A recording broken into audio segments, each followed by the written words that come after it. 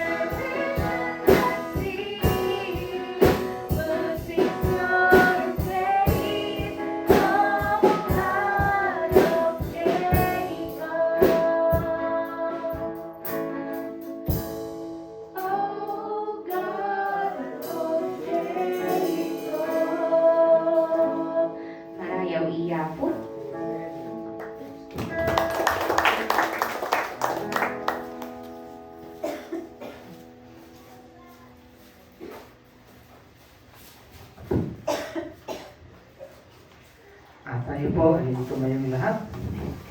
Yung po manalangin. Diyos naming makapangyarihan sa lahat, kataas-taasan Diyos, Hari ng mga hari. Sa iyo lahat, Panginoon, ang pinakamataas na papurit pagsamba. Panginoon, kami po ay nagpapasalamat na kami po ay tinipon mo sa iyong bahay panambahan, Panginoon, upang magkaisa kami na magpuri sa iyo, itataas ang iyong pangalan. Panginoon, hinihiling namin banal na Espiritu ang siyang manguna sa bawat isa sa amin. Bigyan mo po kami, Panginoon, ng karunungan, ng pangunawa, Panginoon, upang sa ganon, ang iyong mga salita na maririnig namin, Panginoon, ay tunay nga pong maunawaan namin at may sa buhay namin sa araw-araw namin pamumuhay, Panginoon. Dalangin namin, Lord, na Ikaw ang siyang maghari sa bawat isa sa amin at Ikaw ang manguna sa aming ngayong hapon, Panginoon. At kami po ay humihingi din ng kapatawaran sa iyo.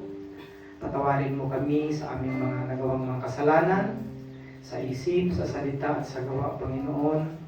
Kami po ay humihingi ng kapatawaran, Panginoon. Ganun din po, Panginoon, ang iyong lingkod na gagamitin mo na siyang daluyan ng yung mga salita upang ipaabot sa bawat isa sa amin ay bigyan mo po siya ng karunungan, Panginoon. At i-bless mo, Panginoon, ang lahat ng parte ng gawain ito, Panginoon. Naway ikaw lamang po ang siyang maitataas at madakila. Maraming pong salamat. Ito ang aming samot dalangin sa pangalan ng aming Panginoong Yesus. Amen. Patuloy po tayong tumayo.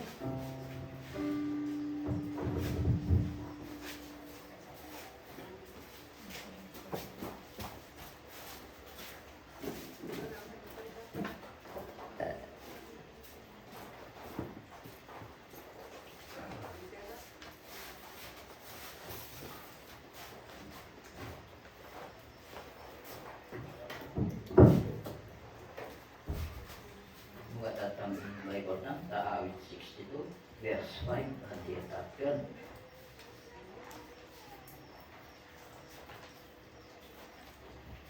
Kung kaya na ako kumaya ko. Tanging sa Diyos lang ako umaasa. Ang aking pag-asa ay tanging nasa Kanya. Tanging siya lamang ang tagapagligtas, tagapagtanggol ko at aking kalasan. Akin ang tagumpay sa lahat ng oras. Ang kaligtasan ko at aking karangalan ay buhat sa Diyos, nasa Kanya lamang. Siya'y malakas kong tagapagsanggalang, matibay na muog na aking kanlungan. Ang mga kababayan, sa lahat ng oras, magtiwala sa Diyos, sa Kanya igala. Ang inyong pasaning ngayon minaranas. Siya ang kublihang may dulot na lunas. Ang taong nilala ay katulad lamang ng ating hinihingang madaling mabatid. Pagsamahin mo man dalhin sa timbangan. Katumbas na bigat ay hininga lamang. Huwag kang magtiwala sa gawang marahas, ni sa panghaharang umasang uunlad. Kahit umunlad pa ang iyong kabuhayan, ang lahat ng ito di dapat asahan. Hindi na miminsang aking napakinggan. Nataglay ng Diyos ang kapangyarihan at di magbabago Kanyang pagmamahal. Ayon sa ginawa ng sinumang tao, doon nababatay ang gantimpala mo. Marayaw Iyapo.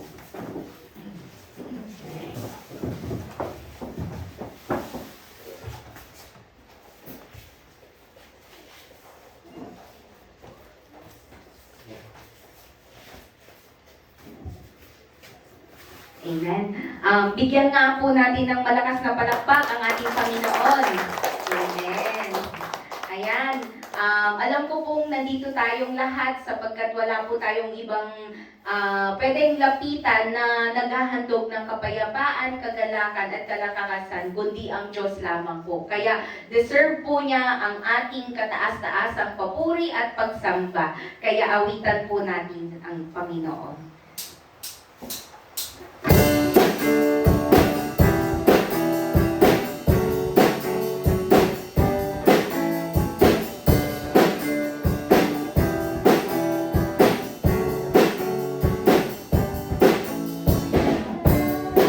May kaya, kahit tuwa sa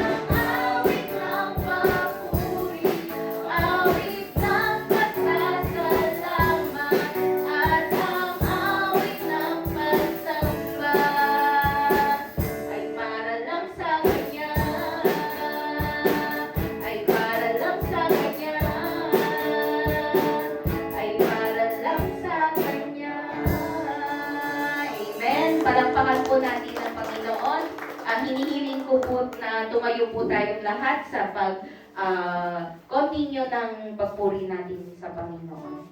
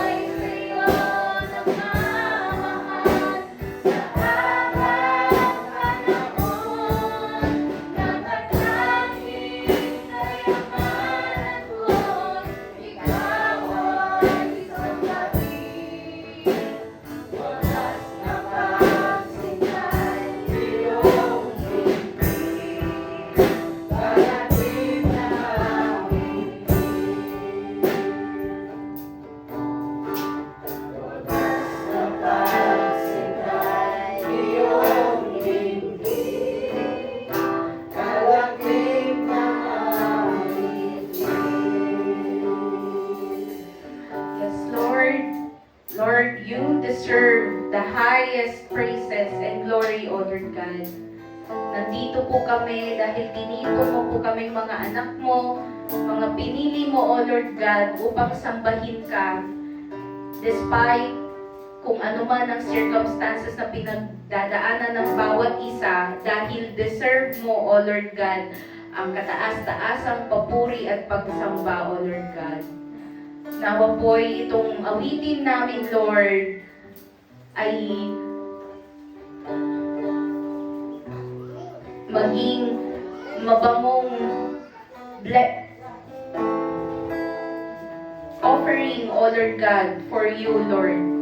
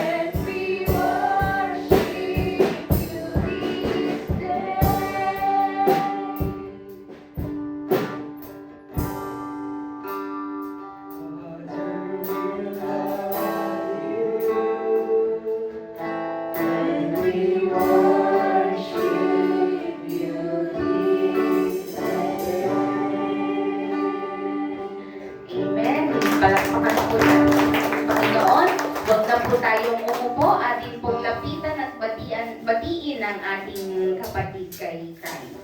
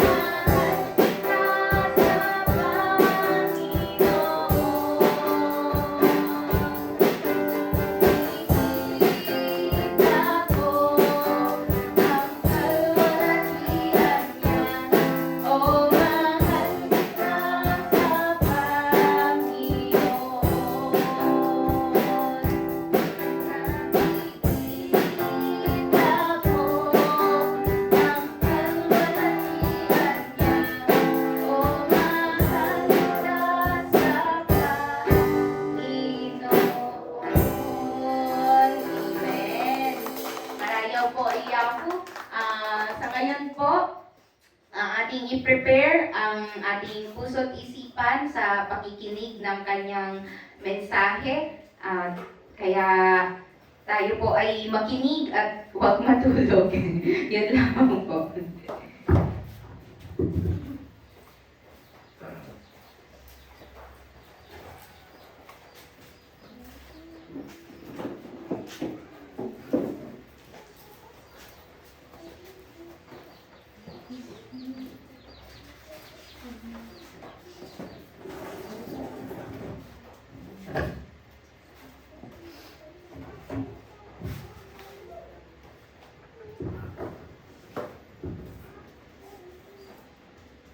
Tayo po ay tumayong lahat sa pagbibigay natin ng paggalang sa salita ng Diyos. Ito po ay mababasa natin sa sulat ni Juan, chapter 3, page 111 dyan sa New Testament ng Biblia ang ginagamit natin.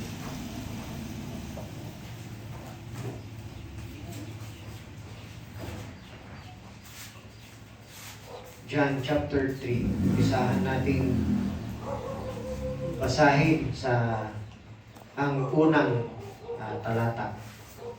At ganito po ang nakasaad. May isang iginagalang na pinuno ng mga Hudyo. Siya ay si Nicodemo. Kabilang din siya sa grupo ng mga Pariseo. Isang gabi, pumunta siya kay Jesus at sinabi, "Guro, nalalaman po namin kayo ay isang tagapagturong mula sa Diyos. Sapagkat walang makakagawa ng mga himalang ginagawa ninyo kung wala sa inyo ang Diyos." Sumagot si Jesus, "Pakatandaan mo, malibang ipanganak na muli ang isang tao, hindi niya makikita ang paghahari ng Diyos." Paanong may papanganak pang muli ang isang taong matanda na? Makakapasok pa ba siya sa sinapupunan ng kanyang ina para muling isilang? Tanong ni Nicodemo. Sagot naman ni Jesus, "Pakatandaan mo, malibang ang isang tao ay panganak sa pamamagitan ng tubig at ng Espiritu, hindi ito makakapasok sa kaharian ng Diyos. Ang taong ipinanganak ayon sa laman ay laman, at ang ipinanganak ayon sa Espiritu ay Espiritu. Huwag kang magtaka sa sinabi ko sa iyo, kayong lahat ay kailangang ipanganak na muli. Umiihip ang hangin kung saan nito nais, at naririnig mo ang ugong nito, ngunit hindi mo alam kung saan ito nanggagaling at kung saan pupunta. Ganoon din ang bawat ipinanganak ayon sa Espiritu." "Pwede po bang mangyari yon?" tanong ni Nicodemo. Sumagot si Jesus, "Guro ka pa naman ng Israel, hindi mo nauunawa ng mga bagay na ito? Pakatandaan mo, ang sinasabi namin ay nalalaman namin, At ang pinapatotohanan namin ay nasasaksihan namin. Subalit hindi ninyo tinatanggap ang aming patotoo. Kung hindi ninyo pinaniniwalaan ang mga sinasabi ko tungkol sa mga bagay dito sa mundo, paano pa ninyo mapapaniwalaan ang sasabihin ko tungkol sa mga bagay doon sa langit? Wala pang sino mang umakyat sa langit, kundi ang bumaba mula sa langit, ang anak ng tao. At kung paanong itinaas ni Moises ang tansong ahas doon sa ilang, gayon din naman kailangang itaas ang anak ng tao upang ang sino mang sumampalataya sa kanya ay magkaroon ng buhay na walang hanggan.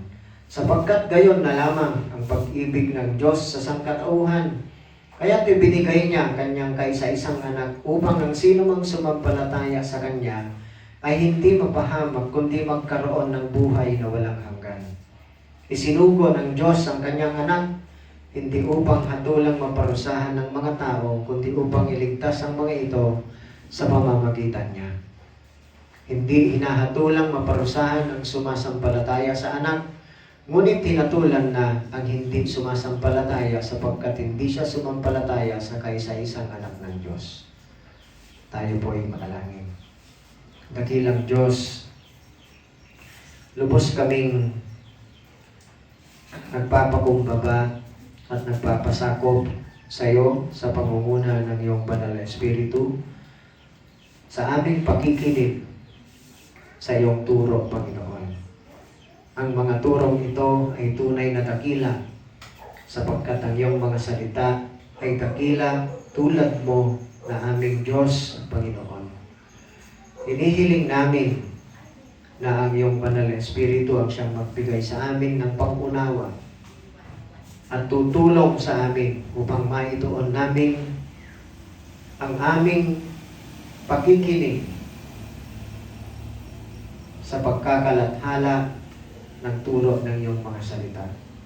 Tulungan mo din nawa ang iyong abang lingkod, Panginoon, na siyang magpapahayag sa mensahe ng iyong mga salita na nawa ang iyong karunungan ang magharing sa Kanya upang ikaw, Panginoon mismo, ang magpaliwanag sa mga salitang ito. Maraming salamat, Panginoon, sa pag-iingat mo sa amin at kami naririto ngayon dahil ito po ang iyong kalooban. Pinupuri ka namin at ito po ang aming dalangin sa pangalan ni Jesus. Amen. Tayo po ay umupo at pag-aralan po natin ngayong hapong ito, ngayong oras na ito, ang tamang pag-intindi sa tinatawag na spiritual birth.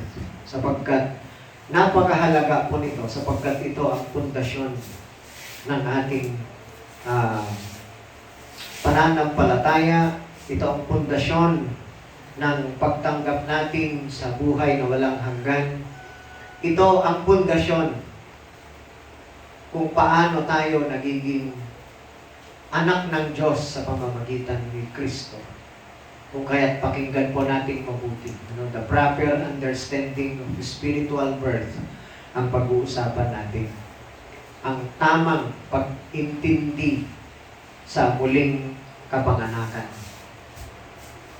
Napakahalaga ng turong ito at intindihin natin siya ayon sa konteksto ng mga binasa natin. Sapagkat hindi lamang basta kukuha tayo ng isang talata dito at ihihiwalay natin sa buong konteksto, sapagkat hindi ganon ang tamang principle o prinsipyo ng tinatawag na science of interpreting the Bible, yung tinatawag na hermeneutics. Alamin natin kung anong setting muna.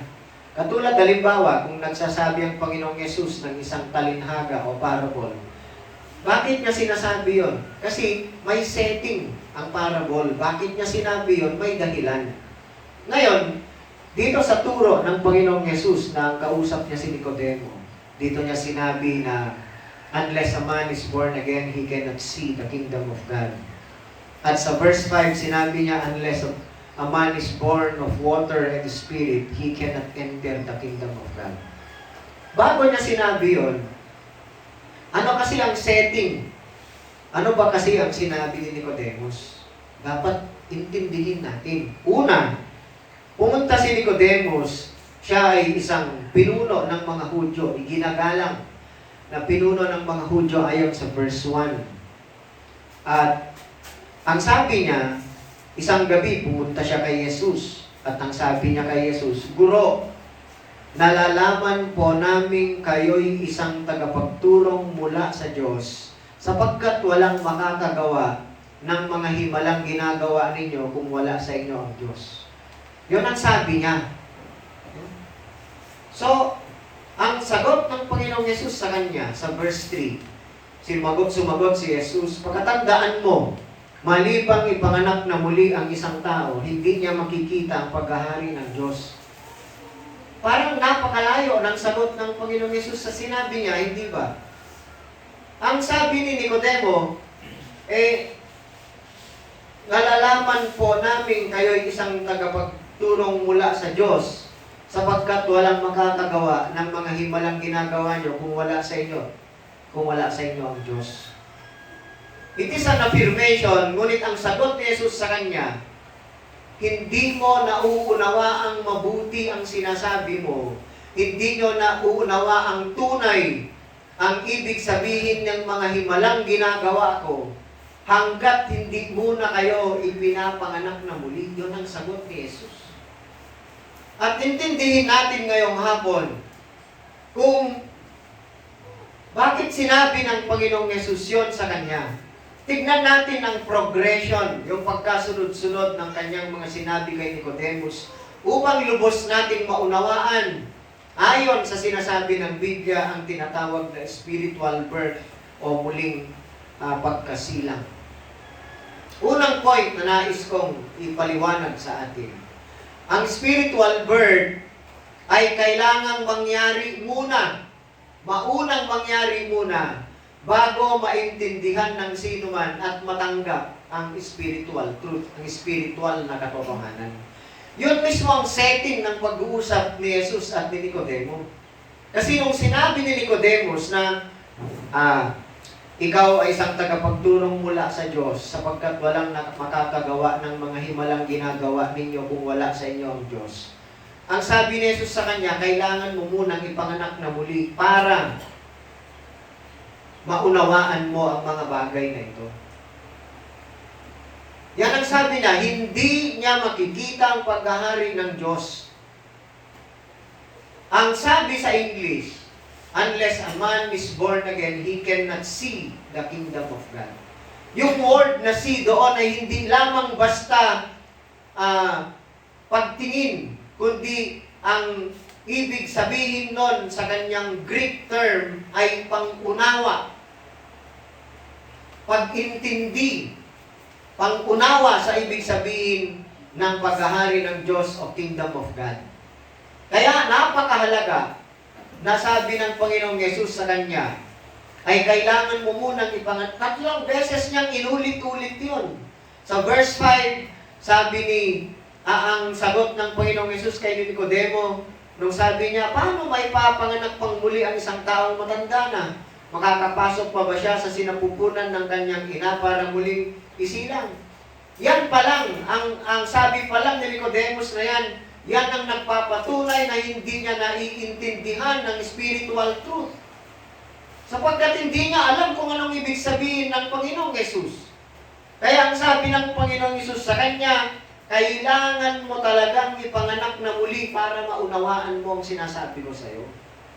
Kailangan mangyari muna ang muling kapanganakan o spiritual birth sa isang tao upang lubos niyang maintindihan ang sinasabi ng Panginoong Yesus tungkol sa paghahari ng Diyos. Kaya inulit niya sa verse 5, pagkatandaan mo, malibang ang isang tao ipanganak sa pamamagitan ng tubig at ng Espiritu, hindi ito makakapasok sa kaharian ng Diyos. Hindi pa din maunawaan ni Nicodemus. Ang sabi niya, pwede po bang mangyari iyon? Tanong ni Nicodemus sa verse 9. Anong sagot ng Panginoong Yesus sa kanya sa verse 10? Guro ka pa naman sa Israel, hindi mo nauunawaan ang mga bagay na ito. Talagang hindi nga nauunawaan ni Nicodemus. Sapagkat hindi pa siya ipinapanganak na muli sa pagkakataong yan na nag-usap sila ng Panginoong Yesus. Ngunit muling inulit ng Panginoong Yesus sa kanya na kailangan nilang maipanganak na muli. Inulit niya, sinabi yan kay Nicodemus. Kaya kung kailangan talaga na maipanganak kayong muli. Yan ang sabi ng Panginoong Yesus. Kaya sa verse 7, inulit niya, huwag kang magtaka sa sinabi ko sa iyo, kayong lahat ay kailangang ipanganak na muli. Napakahalaga ng turong ito, mga kapatid, na kailangang maintindihan ng bawat Kristiyano na ang muling kapanganakan o ipapanganak sa Espiritu ay kailangang mangyari muna bago maintindihan at matanggap ng tao ang katotohanan espiritual. Kasi sabi ng Panginoong Yesus kay Nicodemo, guro ka pa naman ng Israel, hindi mo na unawa ng mga bagay na ito? Pagkatandaan mo, ang sinasabi namin ay nalalaman namin at ang pinapatotohanan namin ay nasaksihan namin. Subalit hindi ninyo tinatanggap ang aming patotoo. Kung hindi ninyo pinaniniwalaan ang mga sinasabi ko tungkol sa mga bagay dito sa mundo, paano pa ninyo mapapaniwalaan ang sasabihin ko tungkol sa mga bagay doon sa langit? Yan ang sabi ng Panginoong Yesus.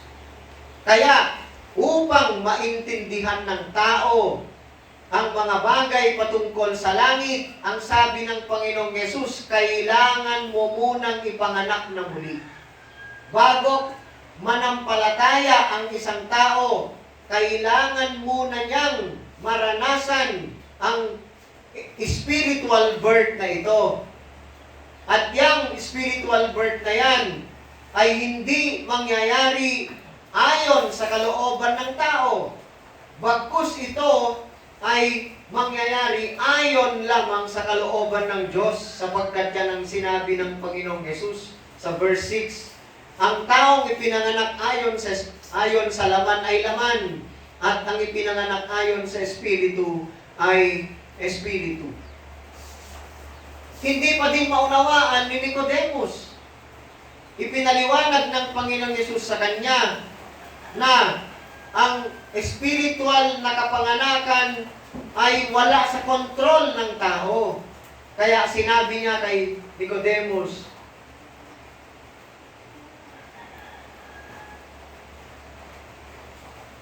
ganito po ang sinabi ng Panginoong Yesus kay Nicodemus. Upang sa ganon, maunawaan niya, ngunit hindi pa rin niya naunawaan. Sa verse 8, umiihip ang hangin kung saan nito nais at naririnig mo ang ugong nito. Ngunit hindi mo alam kung saan ito nanggagaling at kung saan pupunta. Ganoon din ang bawat ipinanganak ayon sa Espiritu. May mga narinig na akong nagturo tungkol dito nung una pa man, na sabi nila ang pangyayari daw ng muling kapanganakan sa espiritu ng isang tao ay katulad ng hangin na hindi mo man makita ay nararamdaman mo. Wala namang sinabi ang Panginoong Yesus na ganun dito na nararamdaman mo. Ang sabi lang niya, ang spiritual birth ay katulad ng hangin na hindi mo makontrol kung saan nanggagaling at kung saan patungo. Ang sabi niya, ganoon din ang bawat ipinanganak ayon sa Espiritu. Ang Diyos ang nagtatakda na ikaw ay panganak sa Espiritu, hindi ayon sa iyong kalooban, sabi ng Panginoong Yesus, kundi ayon sa Diyos lamang, sapagkat walang taong pwedeng diktahan ang Diyos, sapagkat ang Espiritu ay Diyos. Ang banal na Espiritu ay Diyos. Kung kaya't siya ang magdi-decide kung kailan ka ipapanganak na muli ayon sa kanyang kalooban at sa kanyang itinakdang panahon. Napakahalaga niyan, mga kapatid. Hindi ang tao ang nagtatakda ayon sa iyong desisyon kung kailan ka ipanganak na muli. Hindi, wala sa kontrol mo yun. Kaya nga, ang sabi ginamit pa nga ni Nicodemo ang tanong na, paano may papanganak pang muli ang isang taong matanda na? Makakapasok pa ba siya sa sinapupunan ng kanyang ina para muling isilang? Imposible mangyari yun. Ang sabi, hindi nauunawaan ni Nicodemus na maging ang physical na kapanganakan ay wala sa kontrol natin. Yan ay divine appointment ng Diyos kung kailan ka ipapanganak, kung saan ka ipapanganak, at kung sino ang magiging mga magulang mo. Meron ba isang taong bago ipanganak, dati na niyang piliin kung anong birthday niya? Kung anong oras siya ipapanganak? Meron bang kakayahan ng tao na pipiliin na niya kung sino ang magulang na magsisilang sa kanya? Gusto ko ang nanay ko si Vilma Santos para artista. Pwede bang gawin ng tao yun? Bago siya panganak, pipiliin niya kung sinong nanay niya na magsisilang sa kanya. Walang sino mang makakagawa nun. Hindi kayang piliin ng tao na bago siya panganak, sasabihin niya, Amerikano ako, pagsisilang ako. Pwede ba? Sinong makakagawa nun? Wala. Sapagkat ang Diyos ang nagtatakda sa physical mong kapanganakan, how much more sa spiritual na kapanganakan natin.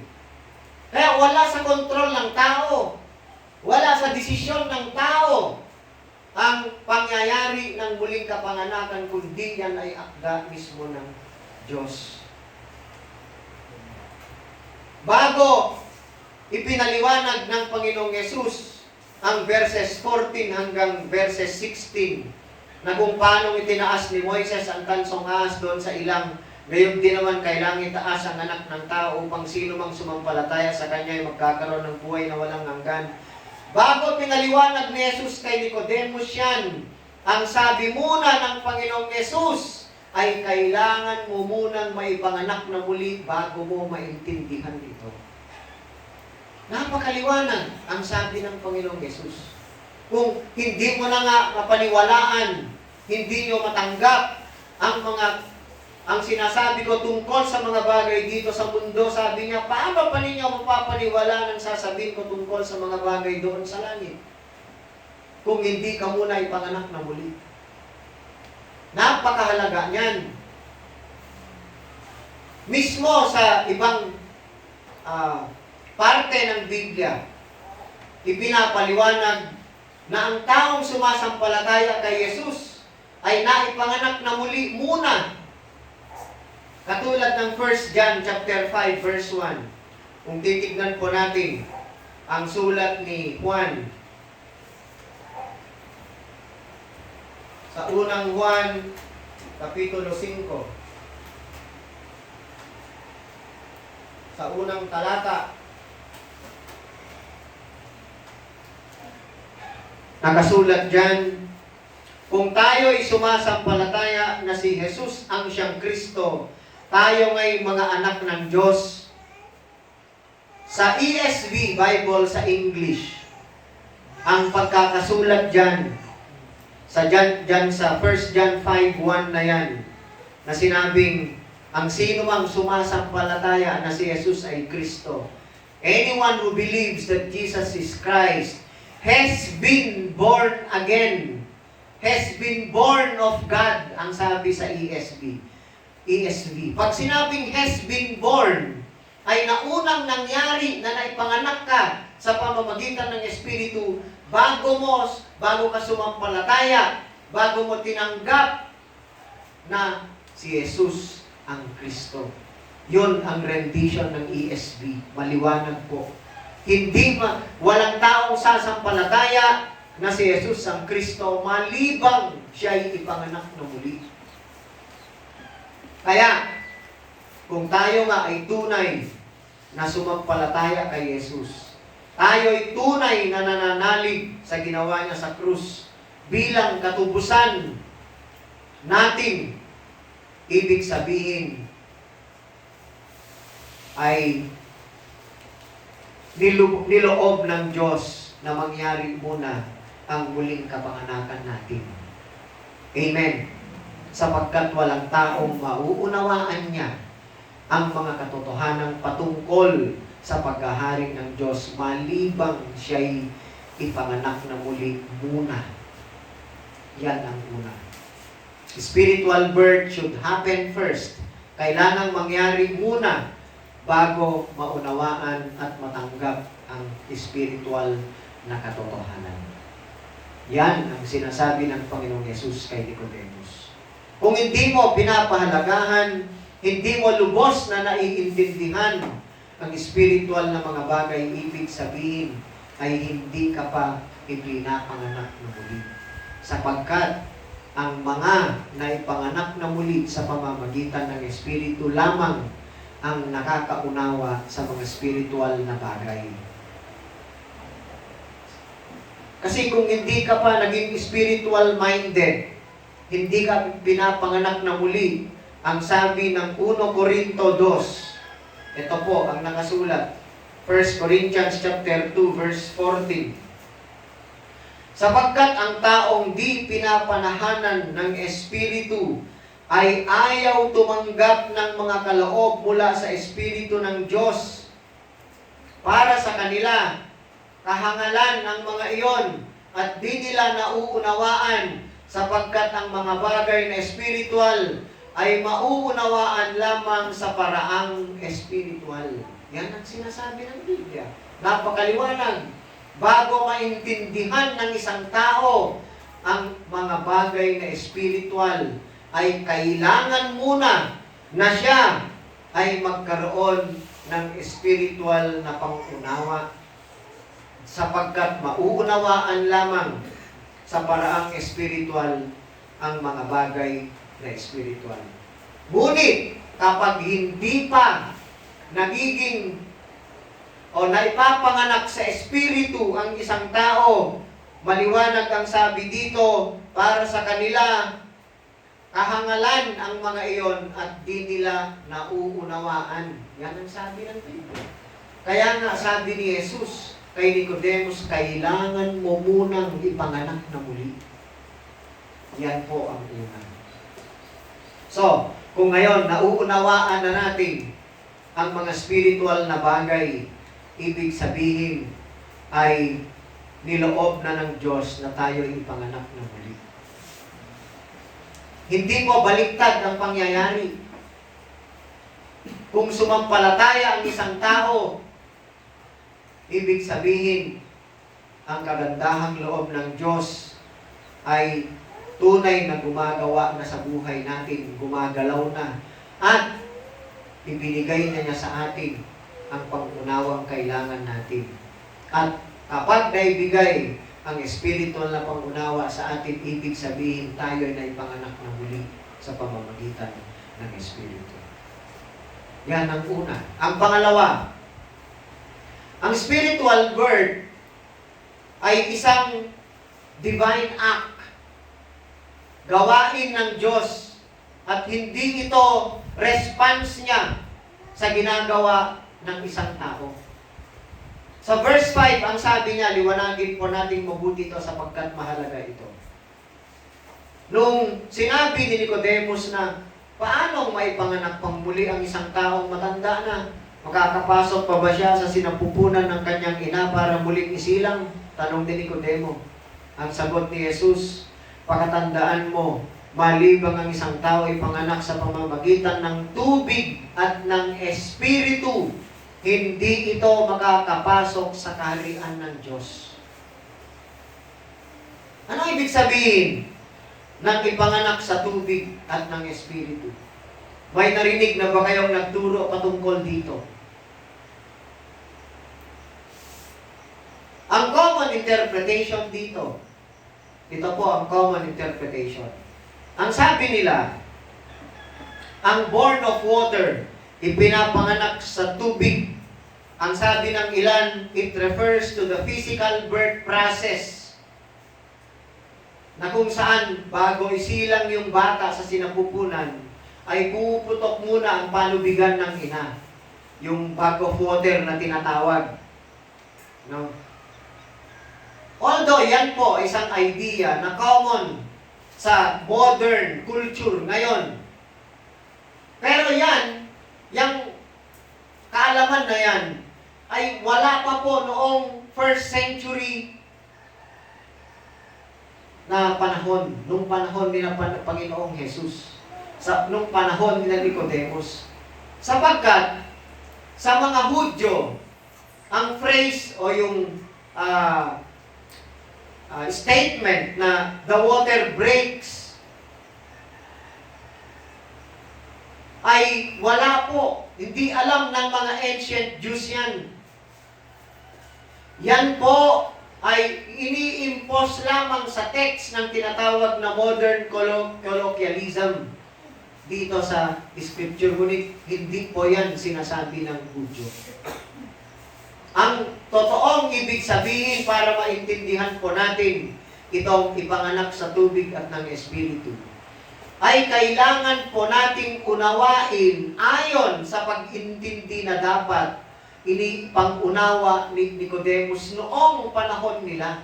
Yan ang tinuro ko sa mga nag-aral sa hermeneutics na kunin mo ang original meaning ng text. Paano ba maintindihan ni Nicodemus ang born of water and the Spirit? You must be born of water and the Spirit, sabi ng Panginoong Yesus sa kanya. Ito ay hindi bagong turo ng Panginoong Yesus sa mga Hudyo. Sa katunayan, ginagamit niya ang turo sa Old Testament. Kasi nung panahon ni Nicodemus, wala pang New Testament Bible. Ang meron lang sa kanila noon ay Old Testament scriptures. That's why Jesus was alluding sa Old Testament writing na isinulat ni Ezekiel para maintindihan ito. Ano ba kasing isinulat ni Ezekiel patungkol dito sa born of water and the Spirit? Kung titignan po natin sa Old Testament, tignan po natin ang sulat ni Ezekiel, chapter 36. Dito po sa page 823 ng Old Testament Bible. At tignan po natin dito kung ano ang rason bakit ginagawa ng Diyos itong born of water and the Spirit na to. Una, liwanagin natin ayon sa sulat ni Ezekiel kung anong born of water, ipanganak sa tubig. Ang sabi sa verse 25, kasi nung panahong ito, itong mga Israelita ay wala sila sa kanilang bayan. Sila ay kinugkob ng Babylonia. Sila ay naging alipin at ipinapahiya nila ang pangalan ng Diyos. Kaya ang sabi ng Diyos sa kanila, ito ang born of water na tinutukoy ng Panginoong Jesus kay Nicodemus sa verse 25. Wiwisikan ko kayo ng tubig na dalisay upang kayo'y luminis. Aalisin ko rin ang naging mancha ninyo dahil sa inyong mga Diyos-Diyosan. Yan ang born of water na sinasabi ng Panginoong Yesus. It refers to spiritual cleansing, paglilinis sa pamamagitan ng kapangyarihan ng banal na Espiritu. I will cleanse you from all your uncleanness and from all your idols, sabi ng Diyos sa mga Israelita.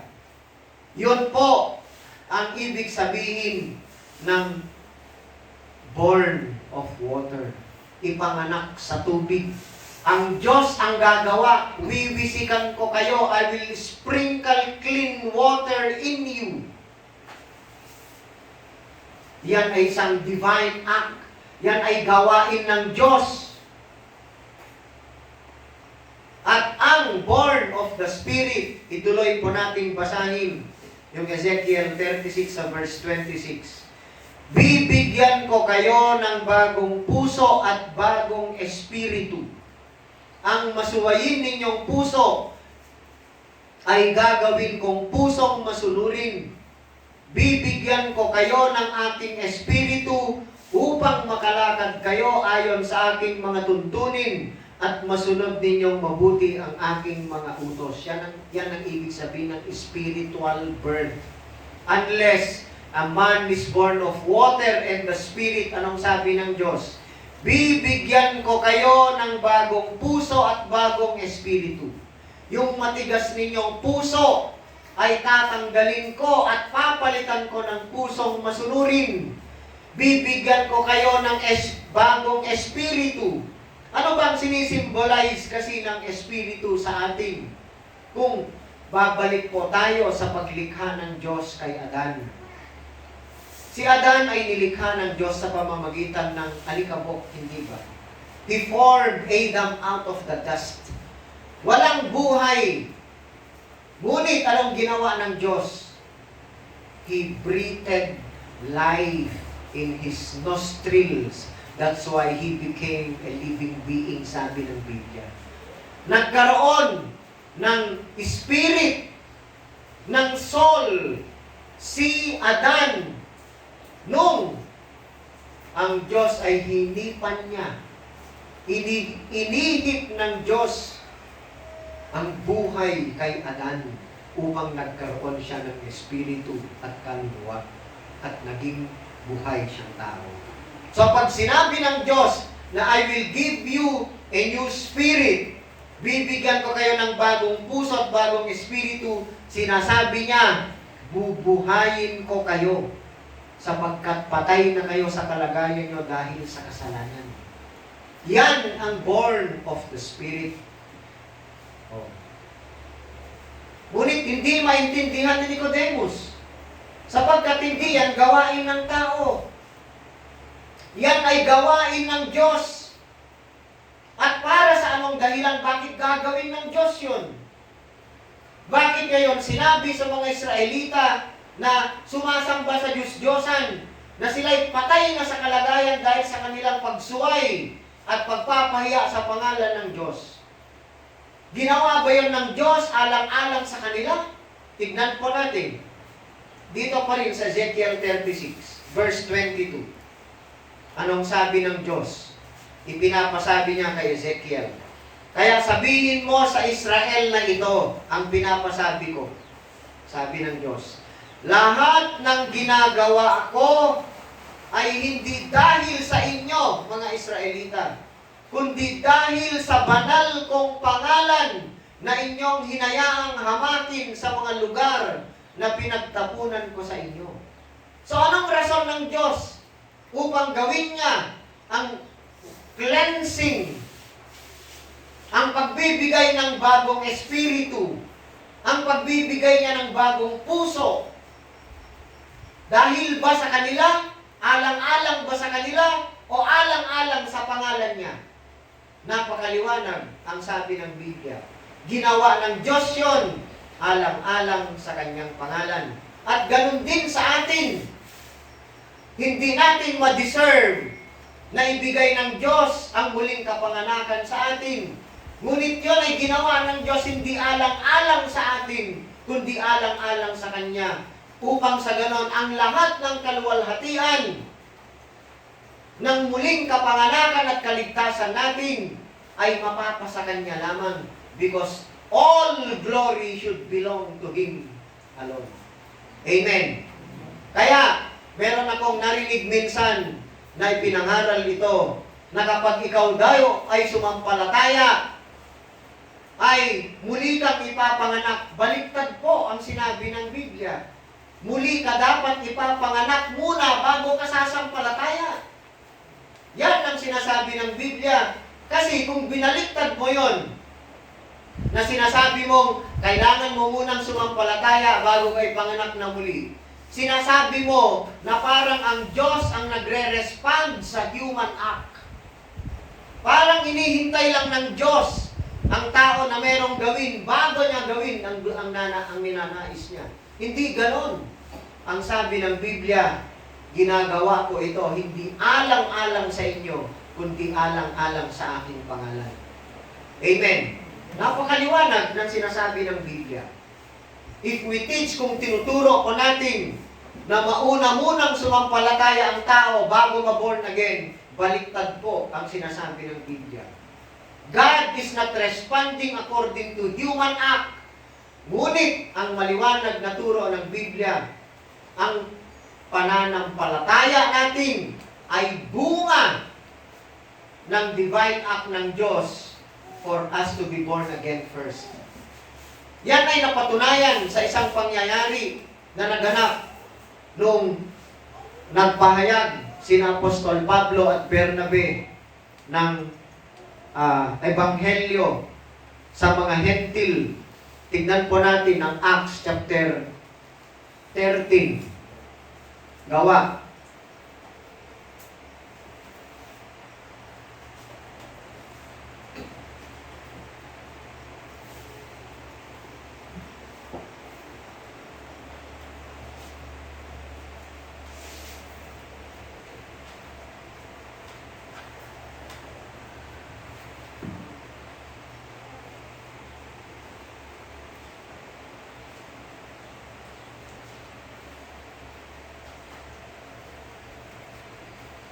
Verse 48.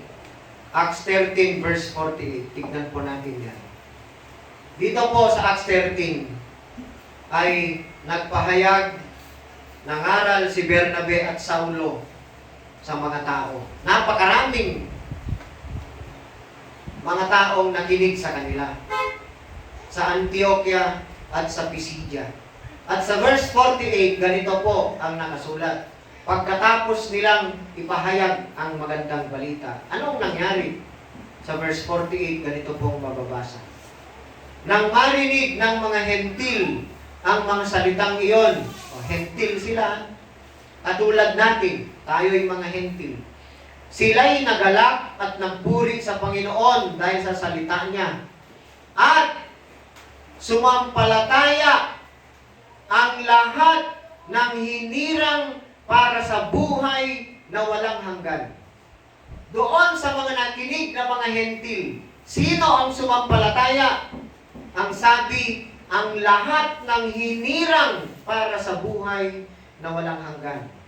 Those who are appointed unto eternal life believed.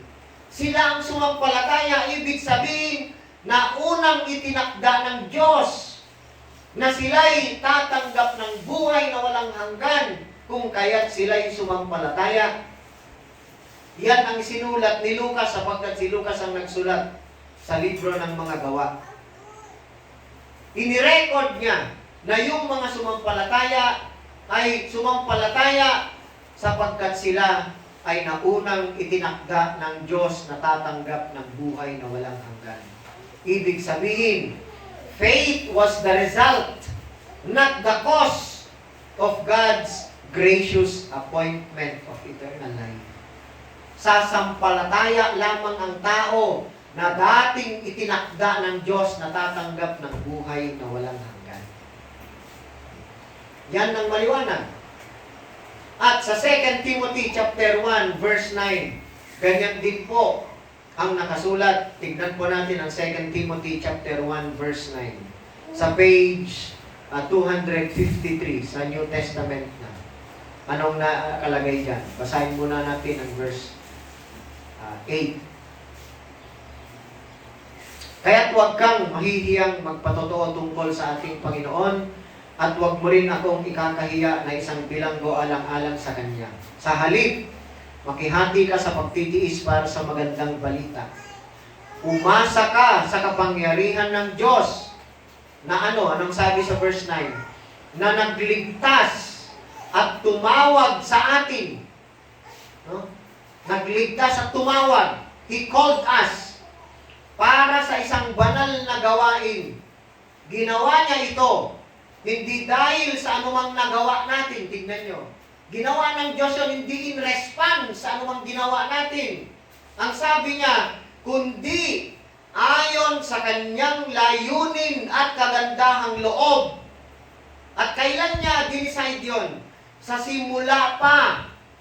Ito ay ibinigay na niya sa atin sa pamamagitan ni Kristo Jesus. Kailan dinicide ng Diyos na tayo iligtas at tayo'y tatawagin? Kailan niya dinicide? sa simula pa, in the beginning, before the creation of the world. Maliwanag.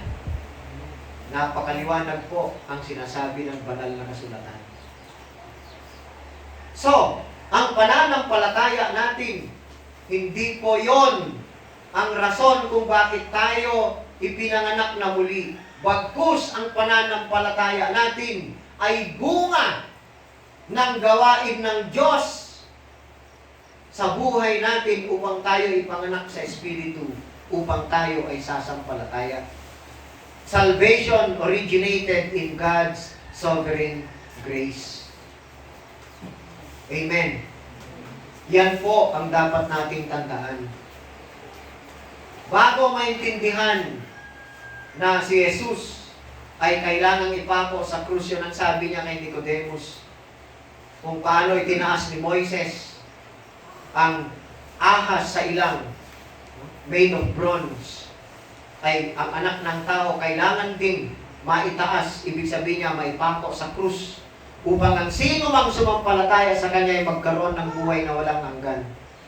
Bago maintindihan ni Nicodemus yun, ang sabi ng Panginoong Yesus, kailangan mo munang ipanganak na muli.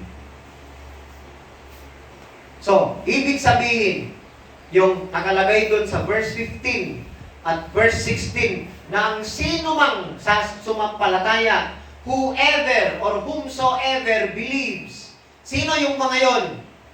Yun yung mga dating itinakda ng Diyos na tatanggap ng buhay na walang hanggan, at sila ay ipinanganak muna sa Espiritu bago nila maunawaan ang bagay na yun. Amen. Remember, ang muling kapanganakan o spiritual birth is a divine act, not as a response of God to human act. Ipinaliwanag po ng Biblia ng mabuti sa atin ayon sa Ezekiel 36. Hindi ginawa ng Diyos ang sprinkling of clean water on them upang sila'y malinisan sa kanilang mga kasalanan at karumihan. Hindi niya sinabing, ginawa ko yan alang-alang sa inyo. Ang sabi ng Diyos, ginagawa ko ito alang-alang sa aking pangalan na dinungisan ninyo upang malaman ng lahat na ako ay banal. Kaya ang gawain ng Diyos, na wiwisikan niya sila ng malinis na tubig at bibigyan sila ng bagong espiritu, ang siyang magpapakabanal sa kanila. At ganun din sa atin. At kung hindi gagawin ng Diyos yon muna, kailanman ay hindi natin mauunawaan ang mga spiritual na katotohanan. Kaya, dapat magpasalamat at purihin natin ang Diyos palagi, sapagkat niloob niya na tayo ay magkaroon ng spiritual na pangunawa.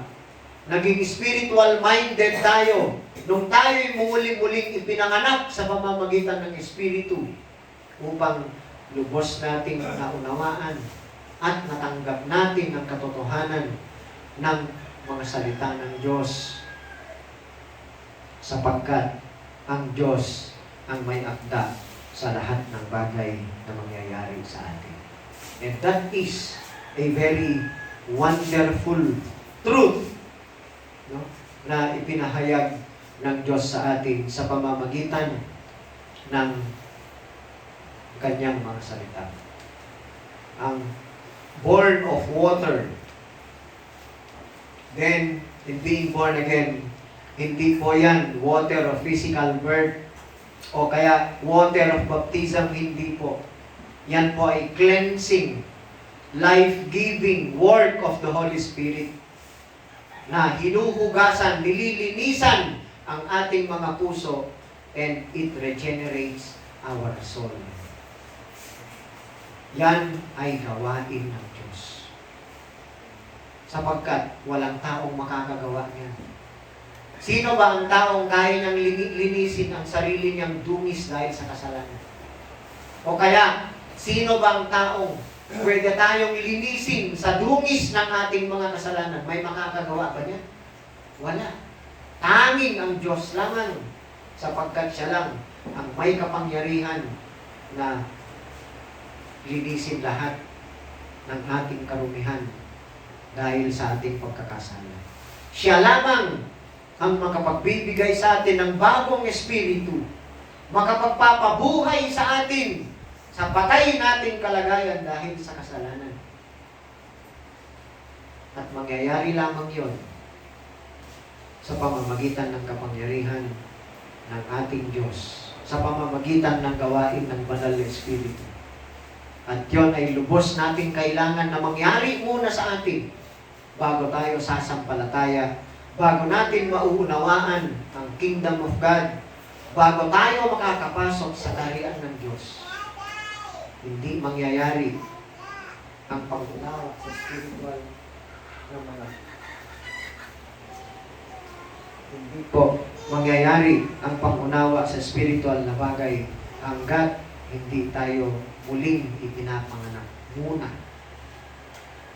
Amen. So yun po ang ipangaral natin. Hindi po baliktad.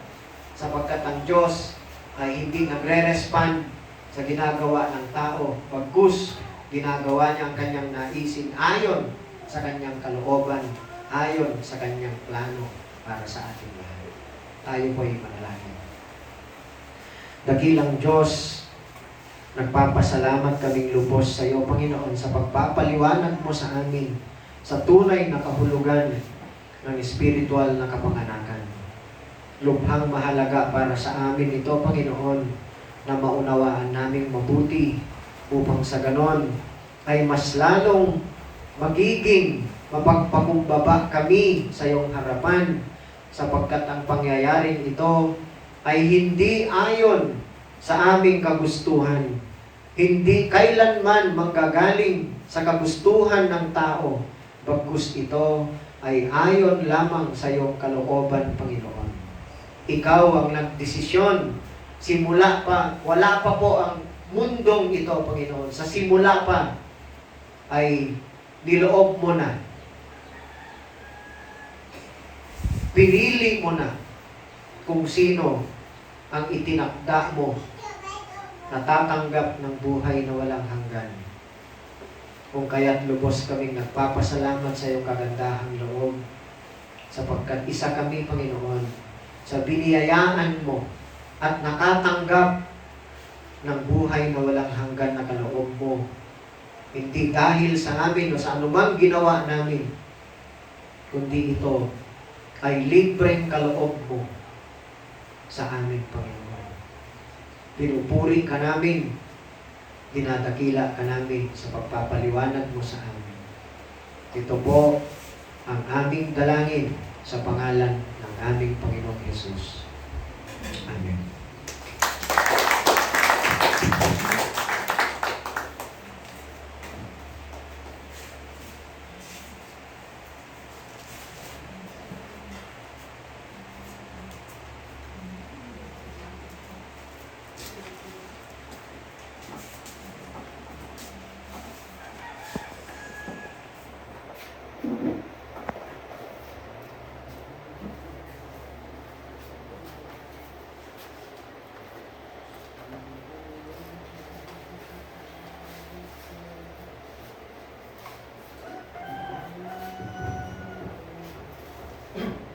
Rayo iyahu ta mensahe tu interat tala ada dati dito.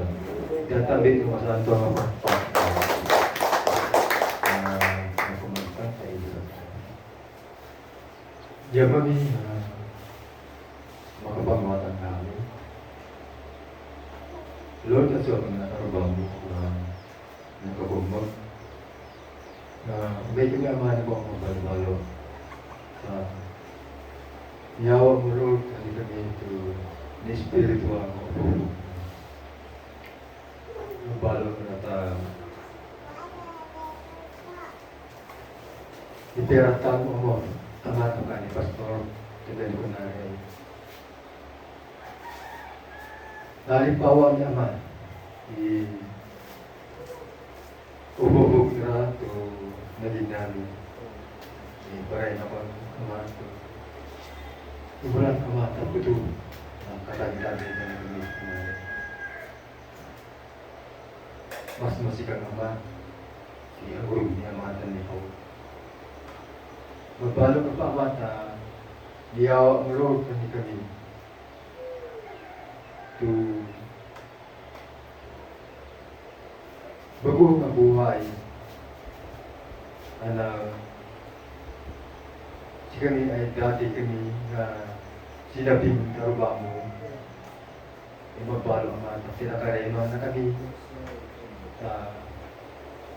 ganun nga na spiritual. Magbalo Amata, aya pagito mo hindi kami awak kami Ama sa ngayon Ama sa temporary awak kami Ama nawak ka Ama nga nangi pagkarilutan di kami kapit mo na rin magdayarayo kami Ama na ikaw malabalo kami Ama ni ikaw sa pinakarihan na kami sa arbang Ama magbalo Ama. Kaya ka pa Ama sa ita offerin ni Ara. Tido ako Ama to bensyo mo yaw. Ano bensyo mo ka pa Ama buka palag na may mangitabong may mangitabong mabagong na sakripisyo. Kaya ka pa Ama tawan tumento po na ay tido ako Ama to bensyo mo yaw.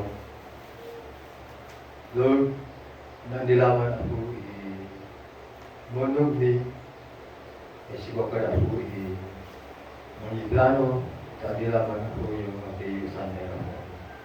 Magbalo naman ang mensahe to libera taong mga kanata din na kami. I-bless mo yung marayo ka tayo sa nita naman ng Jesus. Amen.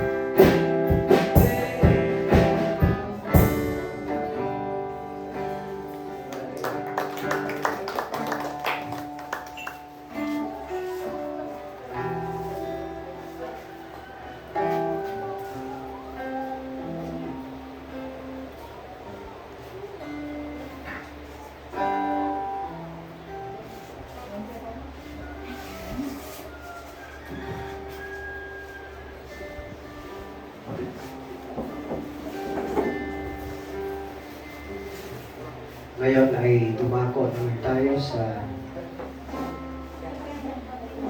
pagganap natin sa banal na hapunan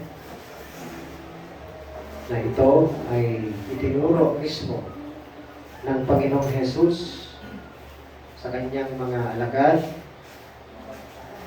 bago siya huliin, pahirapan at ipako sa krus. Ang sabi niya, ang biling niya ay gawin ninyo ito bilang pag-aalaala sa akin. Marapat lamang na sariwain natin ang turong ito sa bawat pagkakataon na ating i-celebrate ang Lord's Supper na kung saan dapat na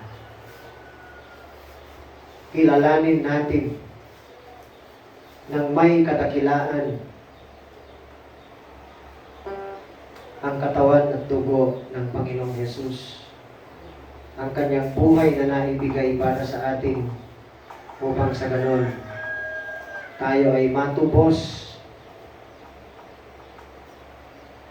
sa buhay na walang silbi noon dati at mabigyan ng kahulugan ang bagong buhay na pinagkaloob ng Diyos sa atin sa pamamagitan ni Kristo.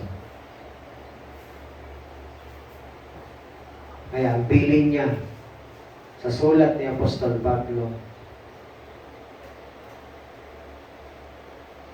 ang sino mang kumakain ng tinapay at umiinom sa kopa ng Panginoon sa paraang di nararapat ay nagkakasala sa katawan at dugo ng Panginoon.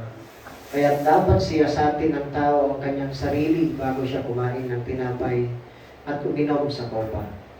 Sapagkat ang sino mang kumakain at umiinom ng hindi kinikilala ang kahalagahan ng katawan ng Panginoon ay kumakain at umiinom ng kahatulan laban sa kanyang sarili. Yun po ang tatandaan natin at napakahalagang panuntunan na dapat natin isa puso at isa isip sa pagganap natin nitong banal na hapunan na ito. Siyasatin po natin mabuti ang ating mga sarili.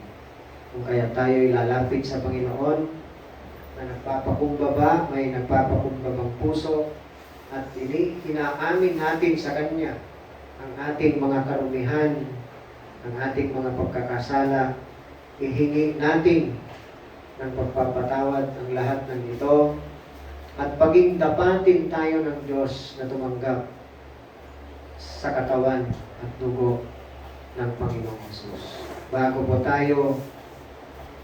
po natin tanggapin, bago po tayo kakain sa tinapay at iinom sa kopa, ay kailangan natin siyasatin ang ating mga sarili sapagkat ang ginagawa natin ito ay pagpapahayag ng kamatayan ng Panginoon hanggang sa kanyang muling pagparito. Tayo po ay manalangin. Diyos na mahabagin,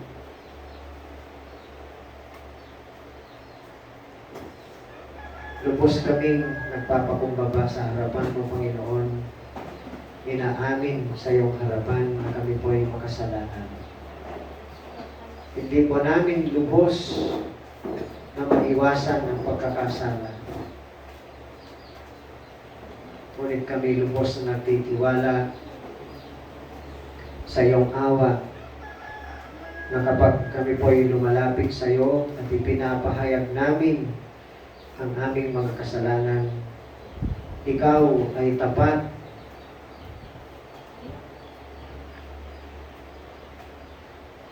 at pinapatawad mo kami sa aming mga pagkakasala at nililinis mo po kami sa aming mga karumihan. Kung kaya't, Panginoon, siyasatin mo po kaming lubos bago po kami kumain sa tinapay at uminom sa kopa. Nawa, ipaging tapatin mo kami matatanggap ng iyong kaloob Nawa ang banal na Espiritu ang magbigay ng buhay na kahulugan sa gagawin namin ito, Panginoon. At tulungan mo kaming maipahayag namin ito sa ibang mga tao, ang pagliligtas mo sa pamamagitan ng kamatayan ng Panginoong Hesus, at ang inaasahan namin ay ang kanyang muling pagparito. Patawarin mo kami, pagintapatin mo kami, nakakain sa tinapay at iinom sa kopa. Maraming salamat, Panginoon, sa kadakilaan ng iyong pag-ibig, sa dalisay na paglilinis mo sa amin. Ito po ang aming dalangin sa pangalan ng aming Panginoong Hesus. Amen.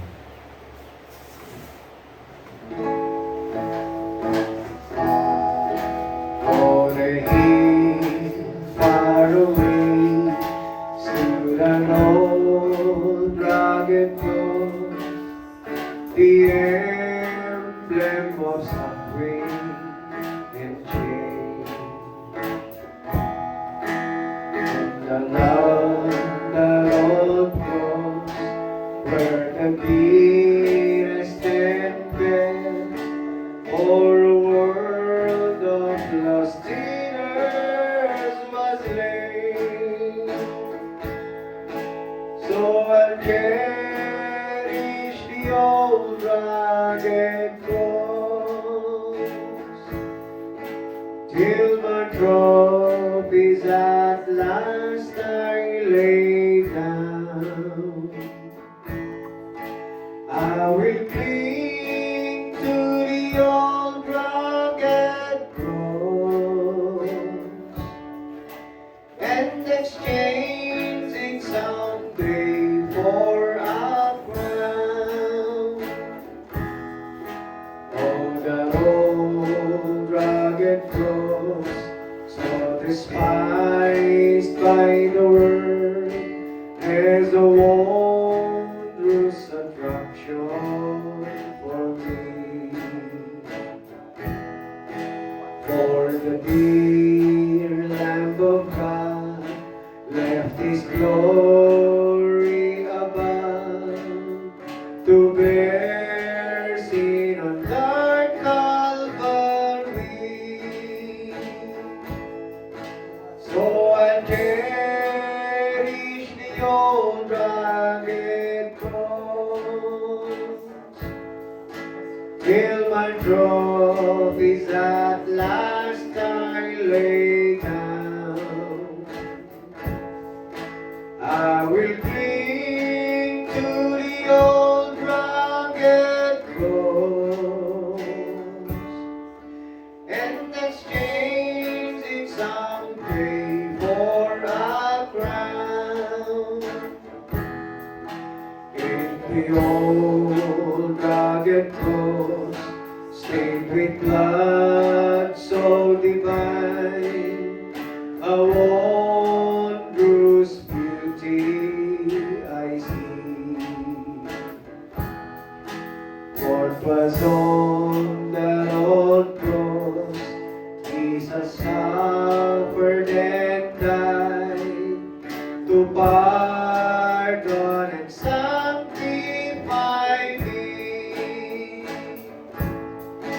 So I cherish the old rugged cross till my trophies at last I lay down. I will cling to the old rugged cross and exchange it someday for a crown. To the old rugged cross I will ever be true, its shame and reproach gladly bear. Then He'll call me someday to my home far away, where His glory forever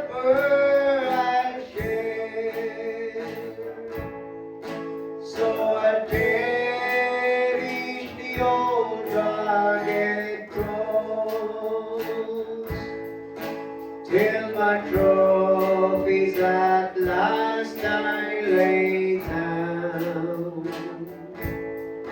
I will cling to the old rugged cross and exchange it someday for a crown. Ganito po ang sinasabi ng banal na kasulatan. Ito ang katuroang tinanggap ko sa Panginoon at ibinigay ko naman sa inyo. Noong gabing siya'y pagkanulo, ang Panginoong Jesus ay dumampot ng tinapay, nagpasalamat at pinagpira-piraso iyon at sinabi, ito ang aking katawan na inihahandog para sa inyo. Gawin ninyo ito bilang pag-aalaala sa akin.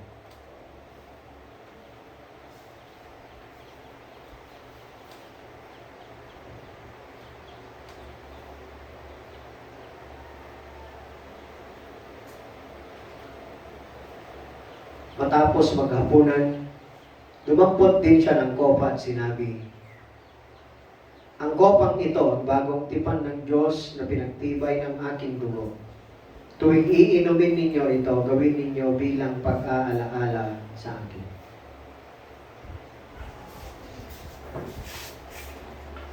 Tayo pong lahat ay tumayo at manalangin. Diyos na dakila,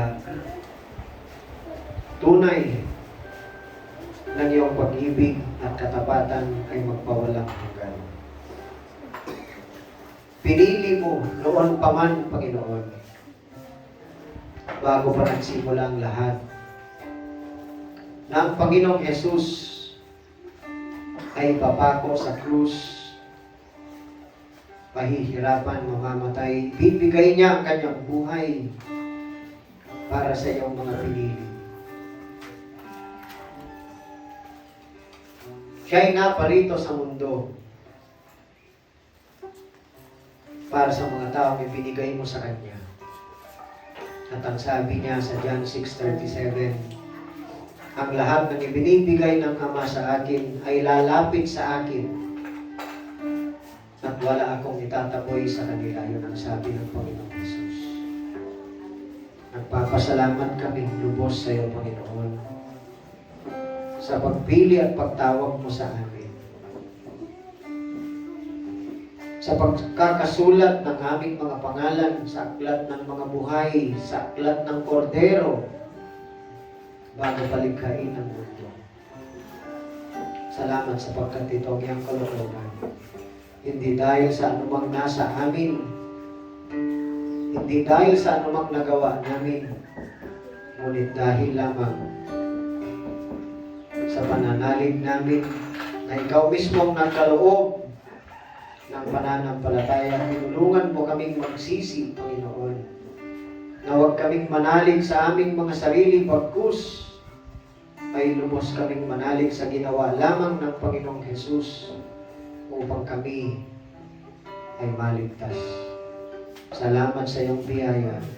Salamat sa iyong kagandahan loob, O Diyos.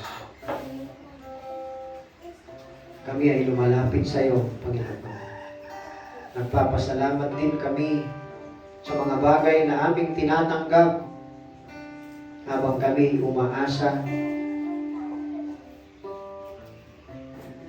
sa pagliligtas na mahahayag sa araw ng Panginoong Jesus ay muling paparito.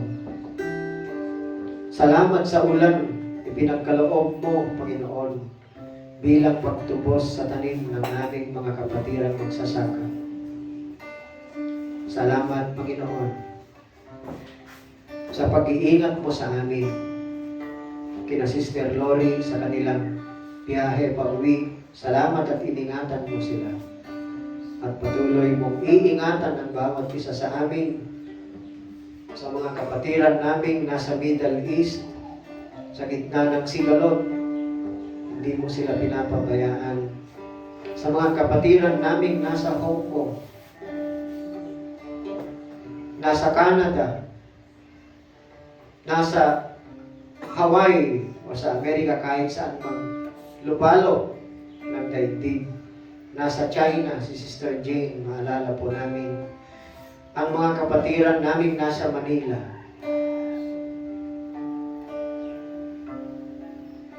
Nagpapasalamat kami sa tulong mo sa amin upang kami makapamuhay ng naaayon sa iyong kalooban.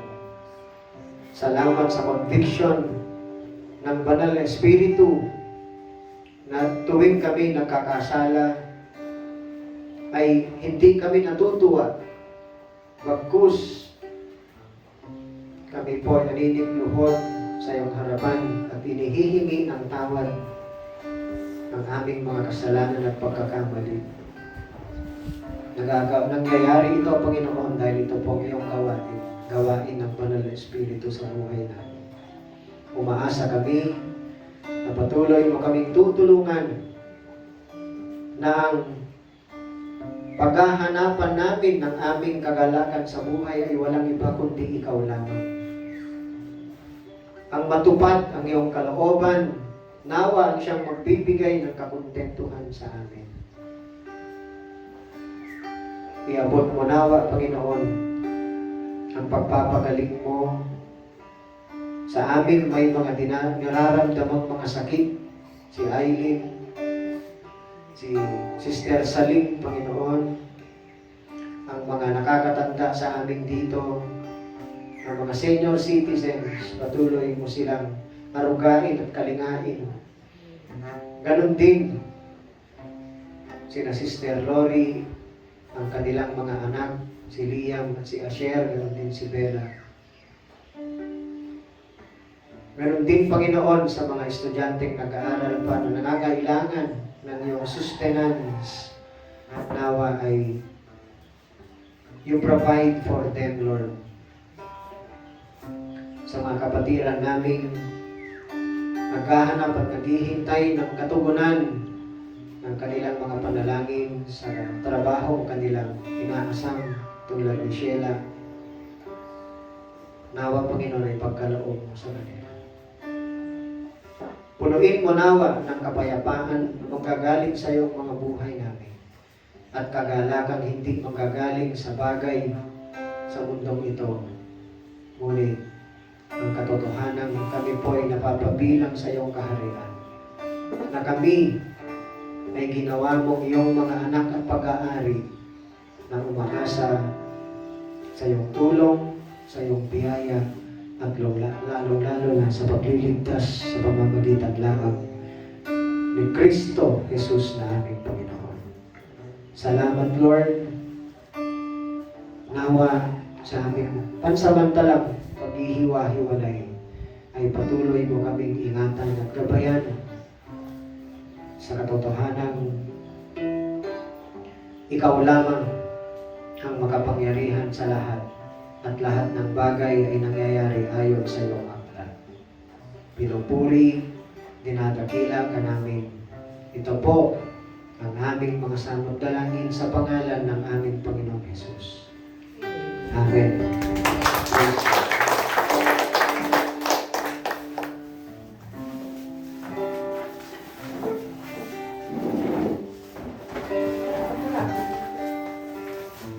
Okay,